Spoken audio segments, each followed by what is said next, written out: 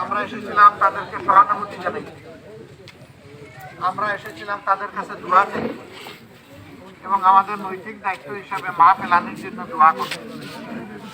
আল্লাহর দরবারে আমরা দোয়া করেছি এই অসহায় মজলুম মেয়েটাকে আল্লাহ যেন তার আবরার বান্দি হিসাবে কবুল করে। আমিন। তার কবর যেন আল্লাহ তাআলা জান্নাতের নূর দিয়ে জায়গা না করে, সে যেন আদালতে আখিরাতে নিয়ে বিচারটা পায় এবং মাবুদের জাহান্নাম যেন তার জন্য হারাম হয়। আমিন। আল্লাহ তাআলা মেহেরবানি করে যেন তাকে জান্নাত দান করে। আমিন। অসহায় পরিবারটাকে যেন আল্লাহ তার অভিভাবকত্বে নিয়ে তাদেরকে সহায়তা করে। আমিন।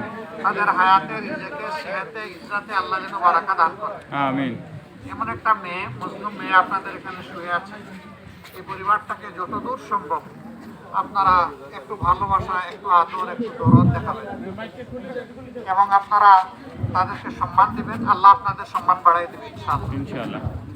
আমরা দোয়া করি সারা দেশে এরকম যে যেখানে মজলুম আছে আল্লাহ যেন সমস্ত মজলুমকে মুক্তি দান করে, দেশে যেন কোরআনের আইনটা চালু হয়, আমিন। মানুষ যেন ইনসাফ পায়, মানুষে মানুষে হিংসা বিদ্বেষ যেন দূর হয়, ঘুষ দুর্নীতি যেন বিলুপ হয়, চাঁদাবাজির যন্ত্রণাগুলা যেন না থাকে।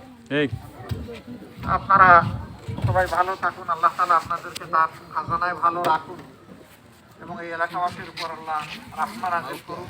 আমিন। আল্লাহ তাআলা শান্তির ফয়সালা দান করুন। আমিন। সারা দেশের উপর আল্লাহ তাআলা শান্তির ফয়সালা দান করুন। আমিন। আসসালামু আলাইকুম ওয়া রাহমাতুল্লাহি ওয়া বারাকাতুহু।